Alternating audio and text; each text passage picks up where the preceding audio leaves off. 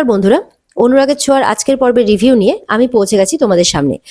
Bangla serial সমাচারে তোমাদের স্বাগত জানিয়ে অনুরাগের ছোঁয়ার আজকের পর্বের রিভিউ আমি শুরু করছি। শুরুতে আমরা দেখতে পাচ্ছি যে দীপার তো জামিন হয়ে যায়। সাক্ষ্যদীপ এসে বলে যে সবটাই মিস্টার সূর্য সেনগুপ্তই করেছে। তো দীপা এটা শুনে খুব খুশি হয়। সাক্ষ্যদীপের মা বলে যে এই জায়গাটা তোমার থাকার জন্য সেফ নয়, চলো বাড়ি যেতে হবে। এরপরে সাক্ষ্যদীপ বলে যে এই নিন, মানে দুল জোড়া দুটো দীপার হাতে দেয়, দিয়ে বলে এটা আমার মেয়ে পাঠিয়েছে, আপনার জন্য প্রে করেছে, আপনার জামিনের জন্য এই দুল দুটো সে খুলে দিয়েছে। আর দীপা বলে যে মানে দীপা সেটাকে দেখে খুব ইমোশনাল হয়ে পড়ে। দীপা ভালো লাগে আর খুব খারাপও লাগে। দীপা বলে আমি এই মেয়েটার চোখের অপারেশন যে করেই হোক করাবো, ওর চোখ ভালো হতেই হবে, এমনটা বলতে থাকে দীপা। রূপার কথা ভাবতে থাকে। দীপা যখন সমস্যায় পড়তো তখন রূপাও তার ভার থেকে এরকম ভাবেই টাকা বের করে দীপার হাতে দিত, যেরকম ভাবে ঠিক আজকে জয়ী দিয়েছে, তার কানের দুল দুটো খুলে। রূপার কথা ভেবে কাঁদতে থাকে দীপা। দীপা বলে যে স্যার, আমাকে বিগ বং এর ওখান থেকে তুলে নিয়ে এলো পুলিশে, আমাদের তো অনেক কিছু নষ্ট হয়ে গেল, আমাদের তো মান সম্মান সব নষ্ট হয়ে গেল, তাই না স্যার? আপনি চিন্তা করবেন না, আমি সবকিছু ঠিক করে দেব। তখন সাক্ষ্যদীপ বলে আপনি এখনো বিগ বং এর কথা ভাববেন, আপনি নিজের জন্য কখনো ভাববেন না? সাক্ষ্যদীপ বলে আপনি বরং ডক্টর সূর্য সেনগুপ্তের সাথে কথা বলুন, উনি তো সবকিছুর ব্যবস্থা করে দিয়েছেন, আমাকে তো শুধু থাকতে বলেছিলেন। তখন দীপা বলে আপনি কথা বলে নিন না, উনি ঠিক খবর পেয়ে যাবেন, উনি নিশ্চয়ই ওনার হবু স্ত্রী আর মেয়ের কাছে আছেন। এদিকে পুলিশ দীপাকে বলে যায় যে আপনার বেল হচ্ছে ঠিকই, কিন্তু আপনি কিন্তু পুরোপুরি ফ্রি হচ্ছেন না, কারণ আপনি কিন্তু যতদিন আপনার কেস চলবে আপনাকে কিন্তু হাজিরা দিতে হবে, আর আপনি কিন্তু শহরের বাইরে যেতে পারবেন না। এরপর তো সাক্ষ্যদীপরা বাড়ি যাওয়ার প্ল্যান করে। দীপা বলে যে আমার কিছু হিসেব মেলানোর আছে, আগে আমি রেস্টুরেন্টে যাব, তারপর যাব আমি উর্মির বাড়িতে, আমার অনেক কিছু হিসেব মিলছে না, তাই সেটা মেলানোটা খুব দরকার। এদিকে তো চারু হসপিটালে ভর্তি, তার অবস্থা যথেষ্ট সিরিয়াস। সে বারবার করে দম নেওয়ার চেষ্টা করছে, আর ঘোরের মধ্যে এসএস কে ডাকছে। ডক্টর আসে, অলি চিৎকার করে ডক্টরকে ডাকে। ডক্টর বলে উনি কাউকে ডাকছেন, তাড়াতাড়ি করে ওনাকে এনে দিন ওনার সামনে।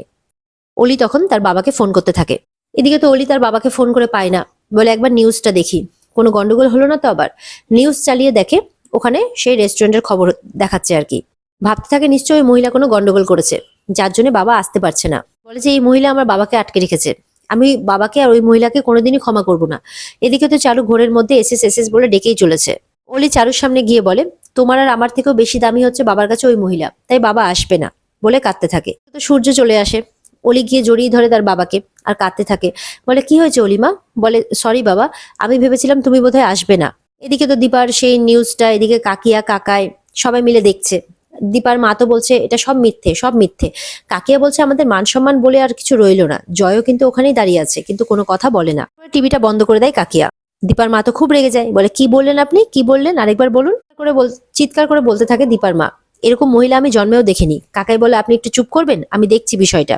কাকিয়া তখন বিরক্ত হয়ে সেখান থেকে চলে যায়। এদিকে তো উর্মি জয়কে বলে আচ্ছা দিদির কি খবর? তখন জয় বেরোচ্ছে, বলে কোথায় যাচ্ছ তুমি? বলে কাজে যাচ্ছি। বলে দিদি জেল হেফাজতে আছে, তুমি কাজে যাচ্ছ মানে? তখন উর্মির মাও খুব চিন্তা করে, বলে কি হবে বলতো, কিভাবে মেয়েটাকে ছাড়াবো? জয়কে বলে যে বাবা একটা কিছু উপায় বের করো না বাবা। তখন জয় বলে আমি কি করব মা, ওখানে দাদাই আছে, সাক্ষ্য বাবু আছে, ওরা আছে তো, আমি কি করব? উর্মি তো জয়ের কথা শুনে দিন দিন অবাকই হচ্ছে। উর্মি বলে দিনের পর দিন না তুমি ডিসগাস্টিং হয়ে যাচ্ছ, বুঝতে পেরেছো? উর্মির মা দুজনেই চলে যায়। কাকাই আসে জয়ের কাছে, কারণ জয়ের এইরকম বিহেভিয়ার দেখে কাকাই খুব অবাক হচ্ছে। কাকাই তো জয়কে বলে দেখ, তোর বাবার পরেই কিন্তু আমার স্থান, বুঝতে পেরেছিস তো?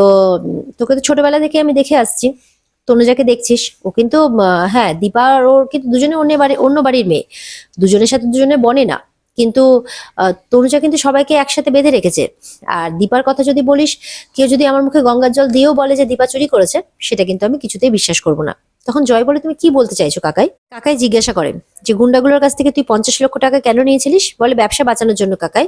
তুমিও তো ছিলে না, তুমি আর কাকিয়া দুজনে বাইরে বাইরে ছিলে ব্যবসার জন্য, আমি তো পুরো একা ছিলাম, কিভাবে সামলাতাম সেই জন্যই নিয়েছিলাম।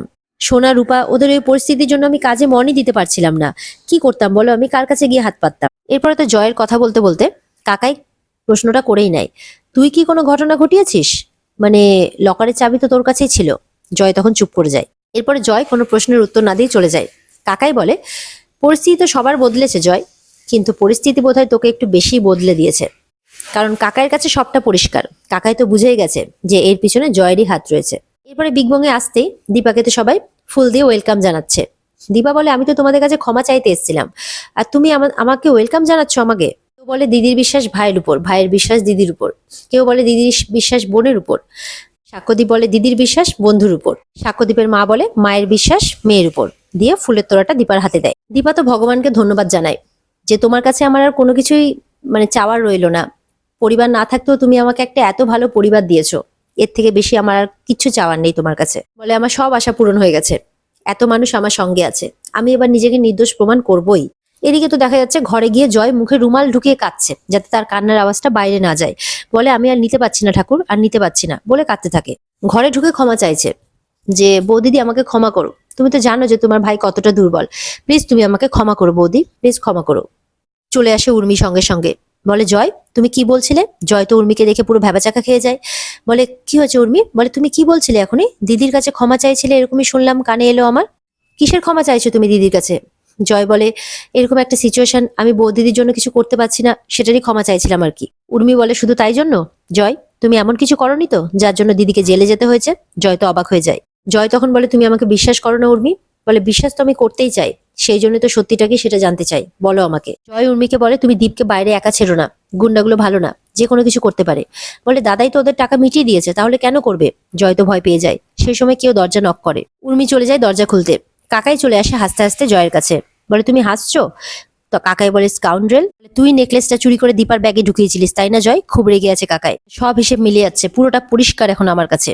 তখন ক্ষমা চাইতে থাকে জয় কাকাইয়ের কাছে। বলে তুমি আমাকে ক্ষমা করো কাকাই, তুমি কথাটা কাউকে বলো না। কিন্তু কাকাই জয়ের কোনো কথা শোনে না, জয়কে কলার ধরে মারে কাকাই। বলে বলবো না, তোর জন্য আজকে দীপা জেল খেটেছে, বলবো না আমি। তখন কাকাইকে জড়িয়ে ধরে জয়। জয় তার মাথার দিব্যি দেয় কাকাইকে যে তুমি কথাটা কাউকে বলবে না। কাকাই বিরক্ত হয়ে চলে যায়। এদিকে দীপাকে বাড়িতে আসতে দেখে উর্মির মা খুব খুশি হয় যে তুই বাড়ি ফিরে এসেছিস। মা বলতে থাকে দীপার। কাকিয়া বলে তুমি ছাড়া পেয়ে গেছো? বলে হ্যাঁ আমি ছাড়া পেয়ে গেছি। বলে ও আচ্ছা, তার মানে তুমি যে অন্যায় করনি সেটা এখনো প্রমাণ হয়নি তাই তো? দীপা বলে হয়নি, তবে খুব তাড়াতাড়ি হয়ে যাবে। কাকাই আসে, এসে বলে আমরা সবাই জানি দীপা যে তুমি কিছুতেই ওই নেকলেসটা চুরি করতে পারো না। সেখানে জয়ও আসে, ভয়ে ভয়ে থাকে যে কাকাই বুঝি এক্ষুনি সব বলে দেবে। কিন্তু জয়ের চোখ মুখ দেখে আবারও সন্দেহ করে উর্মি। মনে মনে বলে কাকাইয়ের সাথে এমন কি কথা বলছিল জয়? চোখ মুখের ধরন তো পুরো পাল্টে গেছে, কি ব্যাপার? সন্দেহ করছে পুরোপুরি উর্মি জয়কে। দীপা বলে কাকিয়াকে যে কাকিয়া তোমার মনের মধ্যে আমাকে নিয়ে এখনো দোটানা থেকে গেছে তাই না? বিশ্বাস বোধহয় করা যায় না আমাকে, তাই না? টিভিতে সে নিউজ চলতে দেখে দীপা। কাকিয়া তখন দীপাকে বলে আমরা শহরে নেই ঠিকই, কিন্তু খবরে আছি ঠিক। এবার তুমি কি বলবে শুনি? দীপা বলে যেটা প্রথম থেকে বলে এসছি সেটাই বলবো, যে এগুলো সব মিথ্যে। কাকিয়া বলে আমাদের আর মুখটা থাকলো না পরিবারের। তখন উর্মি বলে এর আগে সেনগুপ্ত ফ্যামিলিকে নিয়ে খবরে দেখায়নি, এরকমটা তো হয়নি। অনেক কেচ্ছাও রটেছে সেনগুপ্ত পরিবারকে নিয়ে, আর সেই সবকিছু কিন্তু আমার দিদি সহ্য করেছে। দীপার মা বলে তাই না তাই, একদম ঠিক বলেছিস, আমার মেয়েটা সহ্য করেছে। কাকিয়া বলে শুধু ওই সহ্য করেছে দীপা, আমরা কেউ সহ্য করিনি? সূর্য সহ্য করেনি? এরপরে উর্মি আরো কিছু বলতে গেলে দীপা বলে আমি হাত জোর করছি তোমাদের সামনে, প্লিজ তোমরা এবার থামো। কাকাই রেগে যায়, বলে তনুজা তোমার এখন এই কথাটা তোলাটা ঠিক হয়নি, তুমি কখন কি কথা তুলতে হয় সেটা তুমি জানোই না। কাকা এই দিব্যির জন্য মুখ ফুটে কিছু বলতে পারছে না, কিন্তু মনে মনে বলছে আবার আবার দীপার সঙ্গে একটা অন্যায় হচ্ছে। এরপরে কাকিয়া ভেঙিয়ে বলে আচ্ছা আচ্ছা দীপা, এক্সট্রিমলি সরি, আমার ভুল হয়ে গেছে, আমি আর বলবো না। দীপা বলে আমি কি সেই ফ্যামিলির আর কেউ কাকিয়া যে আমাকে আমার জন্য তোমাকে বা আমাকে নিয়ে তোমাদেরকে লজ্জা পেতে হবে? কাকিয়া চুপ করে থাকে, মুখে আর কোনো কথা নেই। আর এখানে আজকের পর্ব শেষ হয়ে যায়। তো বন্ধুরা, এই ছিল আজকের পর্বের রিভিউ। যদি তোমাদের ভালো লেগে থাকে তাহলে অবশ্যই পর্বকে লাইক, কমেন্ট আর চ্যানেলকে সাবস্ক্রাইব করে দেবে। আর এই পর্বের বিস্তারিত দেখতে অবশ্যই তোমরা স্টার জলসার পর্দায় নজর রাখবে। তাহলে দেখা হচ্ছে তোমাদের সাথে আগামীকালকে নতুন পর্বের রিভিউ নিয়ে। ততক্ষণ সবাই ভালো থাকবে, টাটা।